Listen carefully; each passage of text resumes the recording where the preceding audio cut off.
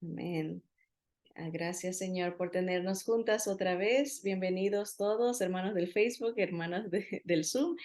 Seguimos con nuestra clase o nuestra serie de Encontrando a Jesús en, así es el título de la serie, porque vamos encontrando a nuestro Señor en diferentes libros de la Biblia. Acabamos Génesis hace unas semanas atrás, estamos en el Éxodo y vamos viendo cómo se puede encontrar a Jesús en diferentes personajes, situaciones, letras, genealogías, lo encontramos en artefactos, ¿verdad? El Señor se revela en las escrituras de diferentes maneras y estamos en el libro de Éxodo, nos hemos parado un poquito en eh, explicar lo del tabernáculo, ¿verdad? Y los muebles que habían dentro de esta tienda, este, esta habitación de Dios entre el pueblo de Israel, este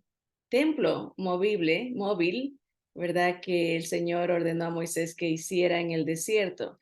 Y hemos visto un mueble que fue el arca del pacto, el propiciatorio, que era la tapa, ¿verdad? Del arca.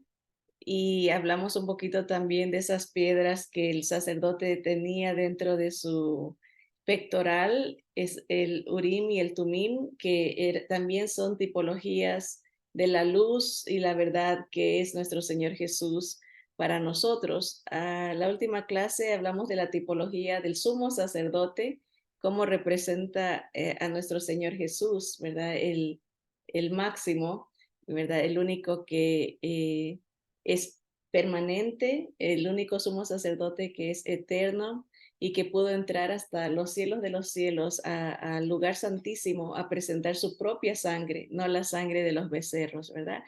Y pues seguimos en el tema del tabernáculo como tipología, ¿verdad? Como esa proyección, esa figura o como un espejo que está reflejando al verdadero, ¿verdad? Y hablamos que el antitipo vendría a ser el cumplimiento. En este caso, nuestro Señor Jesús es el antitipo de todas estas tipologías, ¿verdad? En Él se ejecuta, en Él se cumple lo que se anuncia, ¿verdad? Y hoy vamos a ver otro mueble del tabernáculo, aunque el sumo sacerdote no era un mueble, ¿verdad? Pero tiene que ver con todos los eh, factores, los elementos que se veían dentro del tabernáculo. Hoy vamos a hablar de la mesa del el pan de la proposición, o también se los llama los panes en plural de la proposición. Y esta historia, esta narración la encontramos en Éxodo 25, así que voy a leer dos porciones donde se habla de esta mesa, las medidas y para qué iba a servir. Ah, en la clase del Zoom, pues tenemos la facultad de ver figuras, fotos, ¿verdad? Videos, y pueden ver el video procesado después de que acabamos en vivo con Facebook, lo procesamos para que si gustan entrar por el YouTube, pueden ver estas figuras también. Básicamente, antes de leer la narración de la mesa de la proposición, este dibujo o esta foto representa el lugar santo, ¿verdad? El tabernáculo estaba dividido en tres secciones. El atrio, donde entraba el pueblo a llevar sus ovejitas, sus becerros, ahí se los ofrecía, ¿verdad? En el altar de bronce había un lavacro como una piscina donde los sacerdotes se lavaban las manos y eso era en el atrio, pero si se avanzaba un poquito más, se entraba al lugar santo. Ahí no podía entrar el pueblo, solamente entraban los levitas, los que trabajaban para la obra del Señor, del linaje de Leví, los sacerdotes en ese lugar santo. Y ahí es donde está la mesa de la proposición. Como pueden ver aquí en la foto, a mano derecha a lo que entraban al lugar santo, a mano derecha estaba esta mesa de la cual vamos a hablar. A la mano izquierda estaba el menora o el candelabro, ¿no? De la luz del lugar santísimo a mano derecha, y enfrente estaba el altar de incienso. Atrás de ese altar estaba el velo, porque pasando el velo se iba a encontrar el lugar santísimo. La manera que el Señor empieza a narrar los diferentes muebles y la estructura del tabernáculo es al revés que nosotros.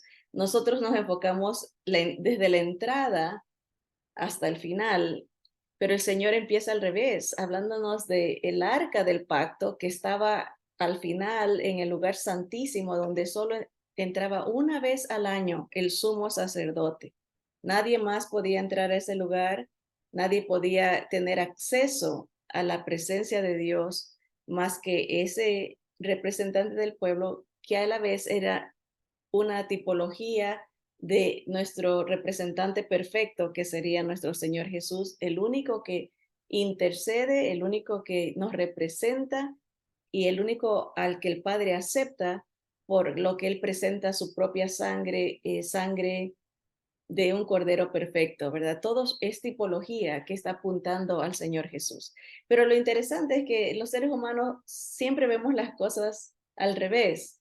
Dios las enseña de cierta manera. Él empieza desde Jesús, el representante, para alcanzar al pueblo, pero nosotros nos enfocamos en el pueblo queriendo alcanzar a Dios. Eso es lo que es religión. Religión es el ser humano tratando de alcanzar a Dios, el atrio, la entrada, pero Dios dice, no, el que te alcanza soy yo. Tú no me puedes alcanzar a mí porque eres pecador, pero yo te puedo alcanzar a ti porque soy perfecto. Yo te doy mi justicia, yo te doy mi rectitud, mi santidad a través en mi obra redentora en la cruz, y hacemos ese intercambio. Yo cargo tus pecados, te represento, pero a la vez te entrego mi justicia, ¿verdad?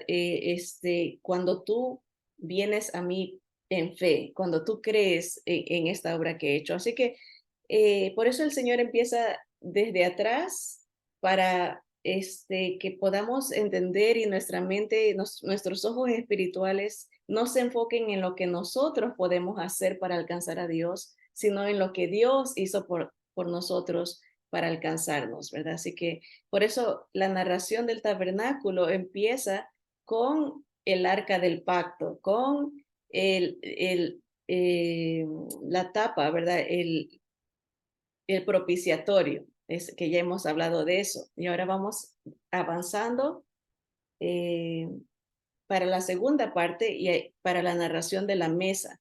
La mesa, iba a tener, bueno, ahorita vamos a leer y regresamos a la figura de los panes. Éxodo 25 y Levítico 24 van a ser las porciones bases donde se narra este mueble, ¿no? Dice la mesa para el pan de la proposición. Versículo 23 de Éxodo 25. Harás asimismo una mesa de madera de acacia, su longitud será de 2 codos y de 1 codo su anchura y su altura de codo y medio. Ya explicamos lo que era el codo, era una unidad de medida hebrea que contaba desde la punta del dedo de la mitad, del más largo, ¿verdad? Hasta el codo. Entonces, más o menos como unas 18 pulgadas. En centímetros, yo creo que es un poquito más que una regla, más de 30 centímetros, no. Ese era un codo. Entonces, la mesa iba a ser, dice, de 2 codos y de 1 codo su anchura. O sea, 2 codos de largo, 1 de ancho y 1 codo y medio de alto, ¿verdad? No era muy alta, ¿no? Era una mesa, no tan alta. Dice, pero era hecha de madera, de acacia. Dice, y la cubrirás de oro puro y le harás una cornisa de oro alrededor. La cornisa es como una corona, era un adorno que iba alrededor de la mesa, ¿no? Ahorita vamos a volver a ver la foto. Dice, y, ok, como dice, le harás también una moldura alrededor de un palmo menor de anchura y harás a la moldura una cornisa de oro alrededor. O sea, en otras palabras, tenía dos cornisas, dos coronas. Una en la primera parte, pero más abajito iba a haber otra. Para el propósito de esa segunda cornisa, esa segunda moldura, era recoger cualquier cosa que se caiga de la primera eh, plataforma, la primera parte de la mesa, si ellos levantaban algo y se caía, la segunda parte la iba a tomar para que no se cayera al suelo. Harás la moldura y harás a la moldura una cornisa de oro alrededor que corresponden a sus cuatro patas. Los anillos estarán debajo de la moldura para lugares de las varas para llevar la mesa. O sea, la mesa iba a tener unos anillos de oro, 4 anillos para que pase esas varas de madera cubiertas en oro para que la puedan cargar la mesa. No la podían tocar, tenían que cargarla usando las varas y solamente los levitas podían cargar todos estos muebles, nadie más podía tocarlos. Dice, harás las varas de madera de acacia y las cubrirás de oro y con ellas será llevada a la mesa. Harás también sus platos, sus cucharas, sus cubiertas y sus tazones con que se libará de oro fino los harás y pondrás sobre la mesa el pan de la proposición delante de mí continuamente. Vamos a leer un poquito más del pan de la proposición y ahorita explicamos qué significa todo esto y la conexión con nuestro Señor Jesús, ¿verdad? Levítico 24 del 5 al 9 dice el pan de la proposición. Y tomarás flor de harina y cocerás de ella 12 tortas. Cada torta será de 2 décimas de efa, otra medida, pero ahora es de granos, ¿verdad? Harina, ¿no? Dice, y las pondrás en 2 hileras, 6 en cada hilera sobre la mesa limpia delante de Jehová. Pondrás también sobre cada hilera incienso puro y será para el pan como perfume, ofrenda encendida a Jehová. Acuérdense en el libro de Levítico, el Señor describe diferentes tipos de ofrendas. Hay esta ofrenda mecida, era cuando se daba una ofrenda de granos, ¿verdad? Se la presentaba delante del Señor meciéndola. Había ofrendas de corderos, becerros, ¿verdad? Que cada ofrenda representaba algo diferente, pero ese es otro estudio, así que, pero aquí habla de la ofrenda encendida, o sea, era el incienso, el perfume, ¿verdad? Que subía a Dios, ¿verdad? Cada día de reposo, o sea, cada viernes por la noche hasta el sábado en la noche, cada día de reposo lo pondrá continuamente en orden delante de Jehová en nombre de los hijos de Israel como pacto perpetuo. Esa era la idea de esta mesa que Dios estaba compartiendo, Dios estaba proveyendo, Dios estaba haciendo un pacto con ellos para siempre, con los israelitas. Y será de Aarón y de sus hijos, los cuales lo comerán en lugar santo, porque es cosa muy santa para él, de las ofrendas encendidas a Jehová por derecho perpetuo. Esas son las dos porciones donde se nos habla de el pan, de la proposición, de la mesa, de la proposición. Proposición es la palabra hebrea lechem, se escribe con CH, pero se pronuncia como C o como K, lechem, pan, que quiere decir pan, comida, provisión.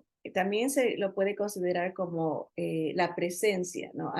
Se provee, se da algo, ¿no? El pan que Dios daba para que pueda comer, para que se pueda hacer un pacto a través de este pan, ¿verdad? La mesa representaba la comunión de Dios con sus hijos, sus siervos, sus escogidos, ¿verdad? Los levitas entraban y eran los únicos que podían comer de ese pan. Era parte del pacto que Dios estaba haciendo con su pueblo a través de el pan que él proveía, ¿verdad? Los alimentaba, am, eh, cuidaba, ¿no? Así que, ¿qué más? La mesa leímos que era de 2 codos de largo por 1 codo de ancho y 1 codo y medio de alto. Am, hablando de los números, 2, 1, ¿verdad? Dice, el 1 en la Biblia habla de unidad, ¿verdad? El Señor Jesús dijo, yo y el Padre somos uno. Hay una unidad, ¿verdad? El 1, eso representa ese conjunto, ¿no? El número 2 en la Biblia habla de unión.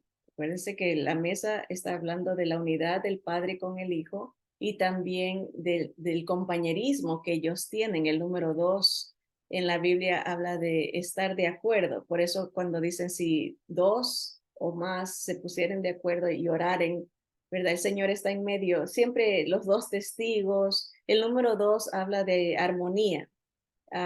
Cuando, por ejemplo, dice en Habacuc, ¿qué acuerdo tiene? ¿Cómo podrán avanzar 2 si no estuvieran de acuerdo? Se necesita estar en armonía para que el 2 representa eso, el compañerismo, la unanimidad, la comunión. Acuérdense que esta mesa está apuntando a la comunión que tiene Dios con el humano a través del pan, ¿verdad? Está haciendo un pacto con el pueblo de Israel en este caso, ¿verdad? Está mostrando compañerismo, está preparando la mente del observador a que pueden llegar a estar de acuerdo Dios con el que se acerca a la mesa, ¿verdad? En este caso eran los levitas.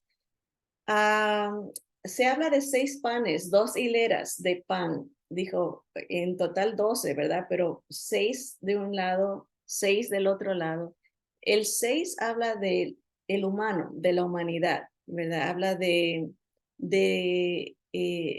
el hombre, así se le dice, ¿verdad? Pero recordemos que también la madera de acacia hablaba o habla de la naturaleza humana de nuestro Señor Jesús, cubierta de oro, que es la divinidad.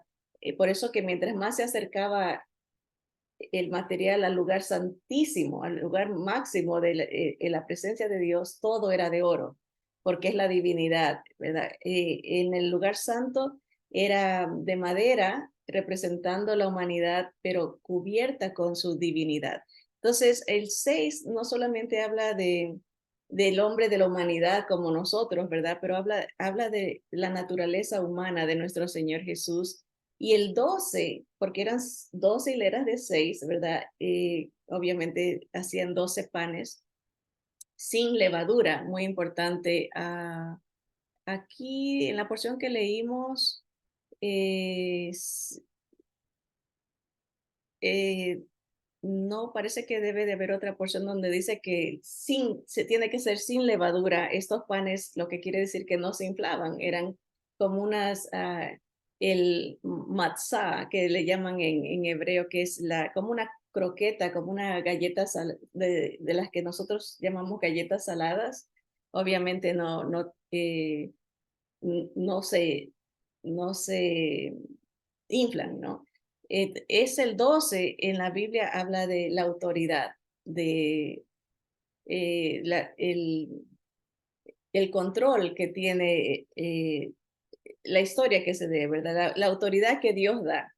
Sería como hay 12 discípulos, hubieron 12 tribus, es un llamado, una entrega de autoridad. Y pues ahí vemos esto, el número 6, el número 12. Y hablando de las coronas, porque dice que tenía que tener 2 coronas, una cornisa de oro que cubría la mesa, ¿verdad? Y más abajito tenía que haber otro. En las fotos que busqué, no hay representaciones completamente fehacientes o apegadas a lo como me gustó esta foto que tiene las 2 cornisas, ¿verdad? Se ve la mesa cubierta de esas 2 coronas, pero no está tan específica en las distancias. Otra, aunque está bonita la foto y todo, también los panes son 6, pero estos panes están inflados, ¿verdad? Y debieron de haber sido planos completamente.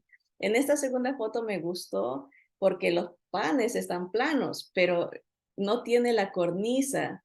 Tal vez estos adornos pudieron haber representado esa corona, pero solamente es una, no tiene las dos. Entonces, a veces en el internet, si no, los artistas pues tratan de ser lo más apegados a pero se necesita no solamente seguir las indicaciones de lo que se describe, pero tener un conocimiento de lo que representa para poder hacer obviamente una representación más apegada.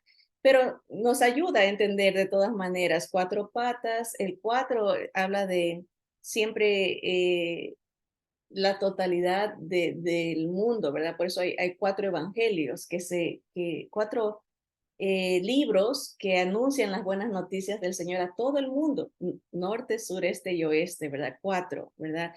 Hablando de las coronas, 2 coronas, ¿verdad? Sabemos, ahora vámonos ahora sí a entender lo que representa, ¿verdad? Sabemos que estamos hablando de tipologías que apuntan al antitipo que es nuestro Señor Jesús.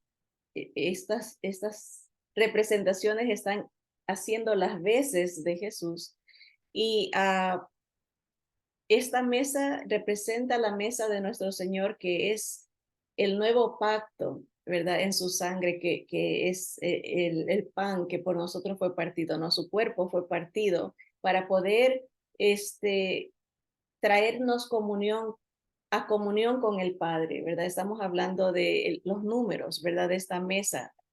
Él es uno con el Padre, pero a través de su muerte logra reconciliarnos, logra unirnos, logra ah, ponernos de acuerdo, ¿verdad? Y ese ponerse de acuerdo habla de la confesión, ¿verdad? Que es tan importante, ¿no? No solamente es decir, Señor, perdóname por las desobediencias que he tenido los últimos 3 años. No, es estar de acuerdo con Dios. Pues en este caso es decir, yo estoy de acuerdo que solo hay un Salvador. La palabra confesión es la palabra griega homolegeo. Homo obviamente quiere decir igual, de donde sale la palabra homosexual, igual, del mismo sexo. Homo, igual. Legeo es decir, voy a decir igual que tú, lo mismo que tú estás compartiendo, yo lo voy a confesar, yo lo voy a audiblemente a decir que estoy de acuerdo contigo. Eso es una confesión. A veces tenemos la idea de que confesión es hacer una lista larga, ¿verdad? De todas las ofensas y en verdad no, nunca logramos entender cuánto ofendemos, cuánto fallamos delante del Señor, porque no tenemos una visión perfecta, santa como la tiene el Señor. Hay cosas que eh, a veces dice la palabra que hasta por ignorancia, ¿verdad? Se puede ofender al Señor y no se trata de eso, solamente de decir una lista, ¿no? Es en esto, sino es decirle a Dios, estoy de acuerdo contigo, entiendo tu plan. Ahora veo lo que hizo el Señor Jesús por mí. Perdóname por haber puesto a otro en lugar de él o haberme puesto yo mismo en lugar de él, por haber tratado de alcanzar el cielo con mis esfuerzos. Acuérdense que el tabernáculo, mientras más lejos del lugar santísimo, era donde más trabajaba la gente, ¿verdad? En el atrio estaban cargando a los animales, estaban cortando los animales, estaban todos trabajando en el atrio. Es como niveles de entendimiento. Hay creyentes que quieren hacer mucho, trabajar como pensando que así llegan al lugar santísimo. ¿verdad? Después se llega al lugar santo donde hay una comunión con Dios, ¿verdad? Donde está la luz de Cristo, donde está el alimento espiritual.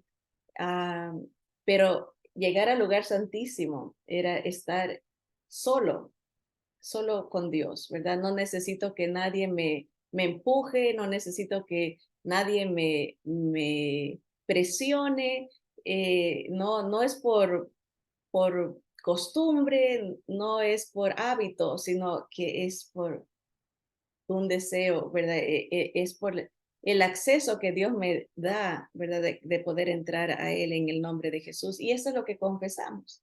Así que la mesa de la comunión es una mesa donde uno reconoce la obra del Señor Jesús. Por eso Él dijo, ¿no? Tomad, comed, este es mi cuerpo. O siempre me confundo en esto porque en el español la gramática es muy específica y um, esto es algo, un símbolo, ¿verdad? Es como, esto representa um, mi cuerpo, dijo el Señor, que por vosotros es partido, haced esto en memoria de mí. Y aquí lo vamos a leer en Mateo 26:17, el primer día de la fiesta de los panes sin levadura. Aquí también hay una mención a panes que se me hace interesante, pero esta es otra fiesta. Dice, vinieron los discípulos a Jesús diciéndole, ¿dónde quieres que preparemos para que comas la Pascua? Y él dijo, id a la ciudad a cierto hombre y decirle, el maestro dice, mi tiempo está cerca. En tu casa celebraré la Pascua con mis discípulos. Y los discípulos hicieron como Jesús les mandó y prepararon la Pascua. Cuando llegó la noche se sentó a la mesa con los 12. En 1 Corintios 11:23 al 26 dice Pablo, el apóstol, porque yo recibí del Señor lo que también os he enseñado. El Señor Jesús mismo le enseñó a Pablo, acuérdense que él vino años después de que el Señor Jesús había ya ascendido a los cielos, ¿verdad? Él fue enseñado por Jesús mismo. Y el Señor le dijo que el Señor Jesús, la noche que fue entregado, tomó pan. Y habiendo dado gracias, lo partió y dijo, tomad, comed, esto es mi cuerpo, que por vosotros es partido. Haced esto en memoria de mí. Asimismo, tomó también la copa después de haber cenado, diciendo, esta copa es el nuevo pacto en mi sangre. ¿Se acuerdan cómo la mesa de la proposición hablaba de un pacto perpetuo con el pueblo judío, verdad? Había una conexión de la mesa con un pacto. Aquí está la conexión de la mesa de nuestro Señor Jesús con un nuevo pacto, pero en su sangre, un pacto de perdón, de compañerismo, un pacto de unión entre Dios y el ser humano a través de Jesús. Dice, así pues, todas las veces que comiereis este pan y bebiereis esta copa, la muerte del Señor anunciáis hasta que Él venga. Entonces, hablamos de dos razones por las que uno celebra la comunión, que el Señor Jesús nos ha dejado esta ordenanza, ¿no? Porque dijo, haced esto, háganlo, todas las veces que quieran. Puede ser una vez al mes, puede ser una vez a la semana, puede ser todos los días. Es como ustedes quieran. No hay un como un patrón cerrado de decir solamente hay hermanos, hay denominaciones que solamente lo hacen una vez al año, hay otros que lo hacen una vez por mes. Conozco de una iglesia que tiene abierto todos los días para que si los hermanos quieren ir antes de ir a trabajar, a recordar lo que el Señor hizo por ellos y recordar que el Señor viene de nuevo. Es como estar en comunión, ¿verdad? Ponerlo al Señor primero en todo. Bienvenidos, ¿no? Y siempre está esa acción abierta ahí en esa iglesia. Así que el Señor no puso un límite, ¿verdad? Hacerlo todas las veces que quieran, hasta que yo venga. O sea, que está hablando de una promesa, no solamente aquí vemos las dos coronas. ¿Se acuerdan que la mesa tenía una corona para cubrir la mesa, la tapa? pero más abajito otra corona para que eh, nada se caiga, nada se pierda.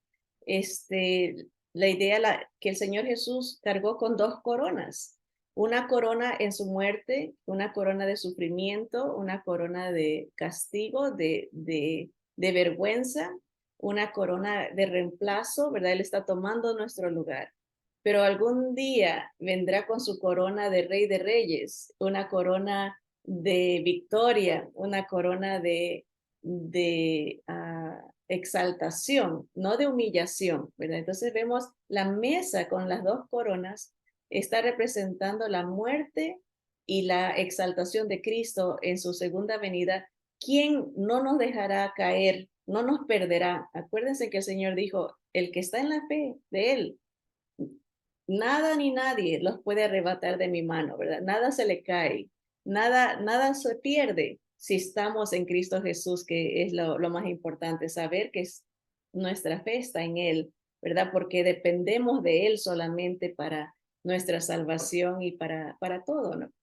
Es la confesión que hacemos, ¿no? El Señor dijo, el que cree, si confesares con tu boca y creyeres en tu corazón que Jesús, ¿verdad? Es el Salvador, que el Señor lo levantó de los muertos, o sea, se entiende su obra, su poder, su confirmación, quién es Él, ¿verdad? El Hijo de Dios, Dios entre nosotros.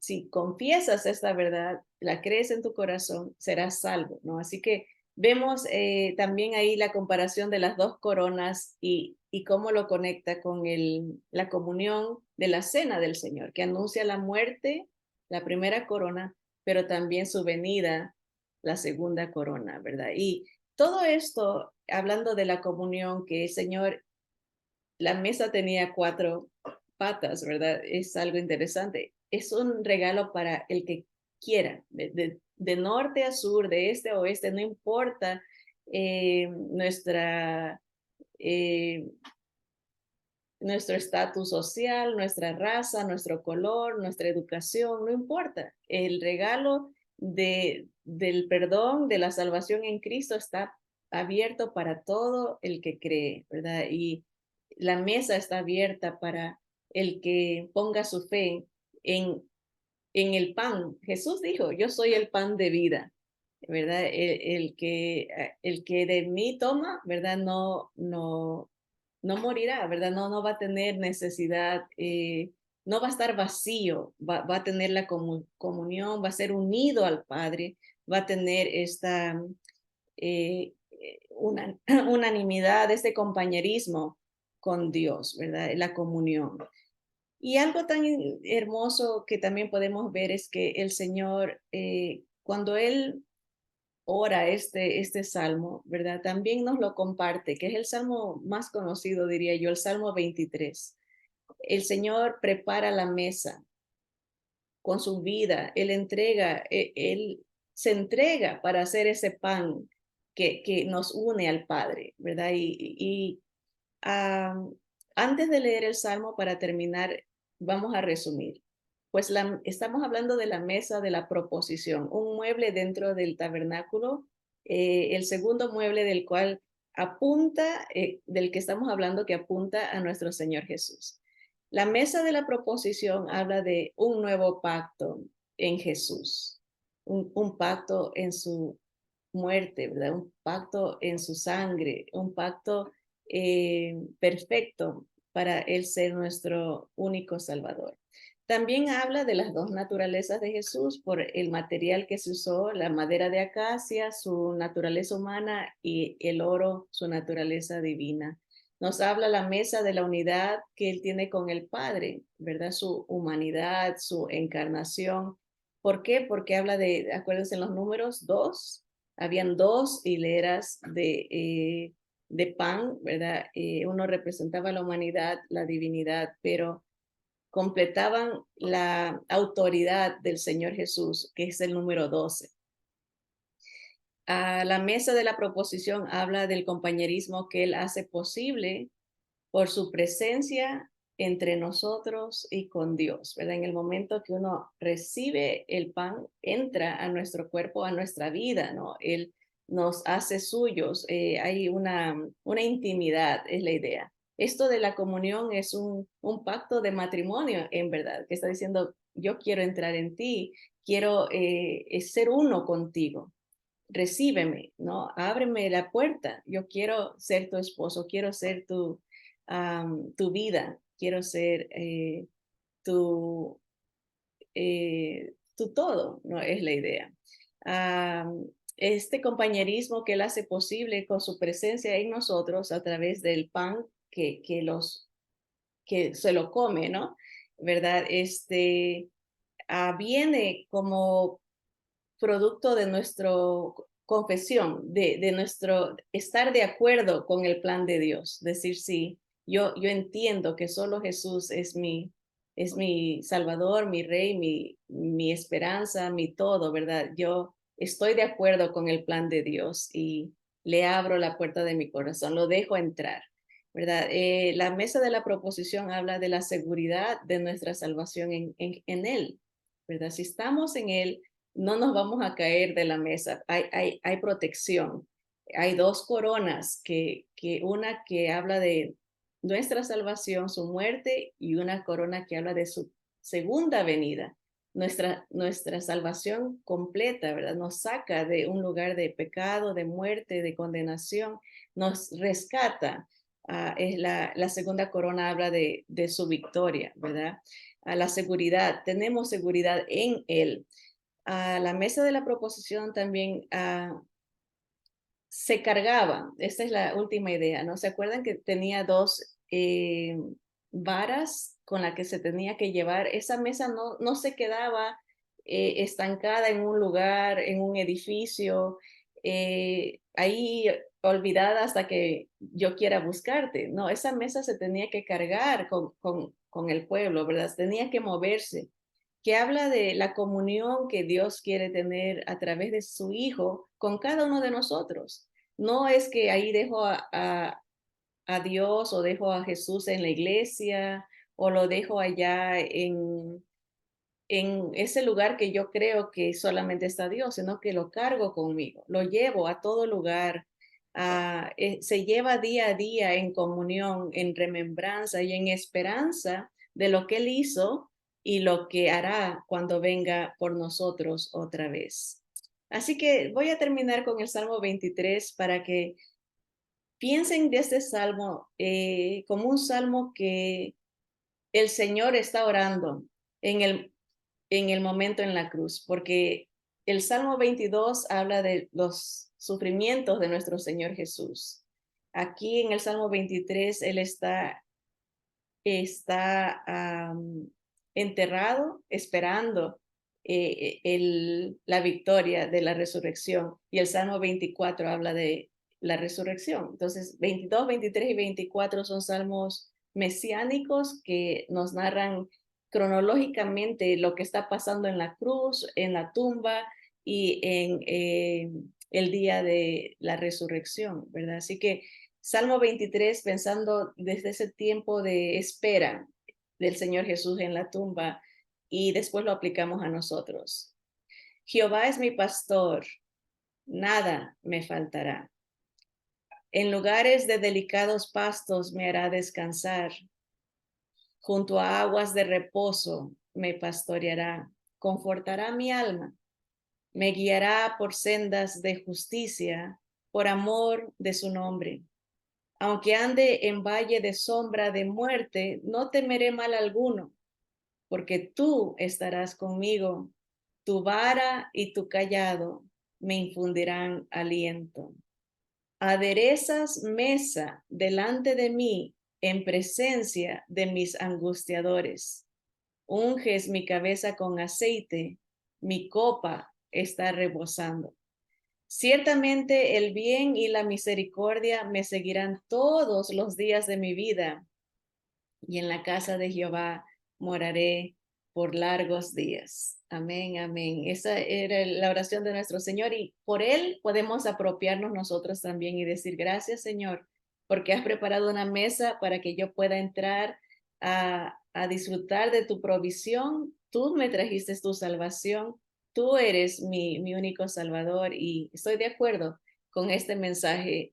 Por fe lo creo y ahora sí puedo ser tuyo, ¿verdad? Abro la puerta de mi corazón para que tú tengas comunión conmigo, ¿verdad? El Señor dice hasta el el último libro de la Biblia dice, yo estoy a la puerta, estoy tocando y llamo. Si abres la puerta, ¿verdad? De tu corazón, de tu vida, de tu pensamiento, ¿no? Ábrelo. Yo entraré y tendré comunión contigo, cenaré contigo, ¿verdad? Habrá una comunión, una bonita relación entre nosotros y Dios, ¿verdad? A través de nuestro Señor Jesús. Así que vamos a darle gracias al Señor por la mesa de el pan de vida que nos dio en Cristo Jesús, la mesa de la proposición, el nuevo pacto en su sangre, en su cuerpo, ¿verdad? Así que vamos a bendecir a nuestro Señor. Amado Padre, gracias te damos por tu infinito amor, Señor, por tanta hermosura, tanto detalle. Eres tan perfecto, Señor, en cada cosita, en cada situación de las escrituras nos apuntas a tu Hijo amado, Señor. No hay manera de perderlo. Si queremos verlo, lo encontramos, Señor, y es una cosa maravillosa. Como decían tus profetas, ¿no?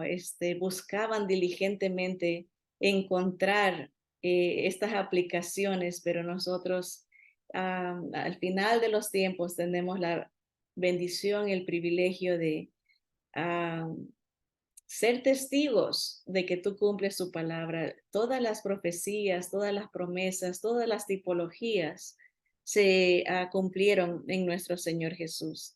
Te bendecimos por tanta sabiduría, solo tú eres Dios, tú conoces cómo alcanzar a todo humano en un lenguaje que trasciende las limitaciones humanas. Señor, gracias porque eres fiel a tu palabra y alcanzas al que quiere encontrarte, Señor. Gracias, Señor, por ser ese buen pastor que preparas una manera para que nosotros podamos vivir, para tener alimento espiritual, para poder ser tuyos, tener comunión.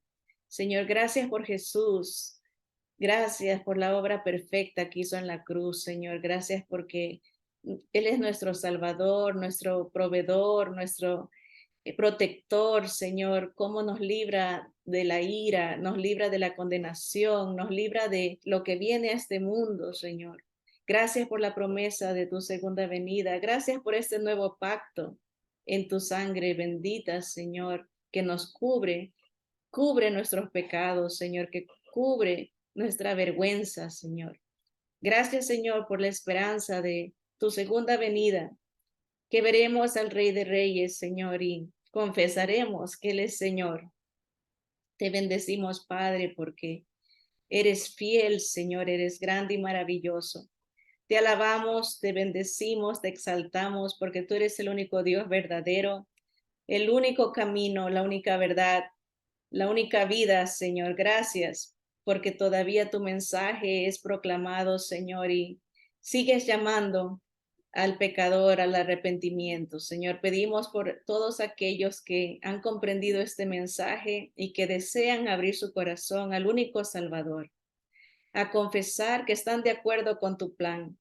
Bendícelos, Señor, protégelos, que esta semilla de verdad germine y dé frutos de arrepentimiento, frutos de vida eterna, Señor, frutos de labios que confiesen tu nombre, Señor. Bendice a cada persona que tome esa decisión, Señor. Protégelos del engaño, protégelos, Señor, de la religiosidad, de todas las cosas que nos apartan de Jesús, Señor. Todo eso te pedimos, dándote las gracias, porque eres bueno y para siempre es tu misericordia, Señor. En el nombre bendito de aquel que era, que es y que ha de venir, nuestro Señor Jesús. Amén y amén.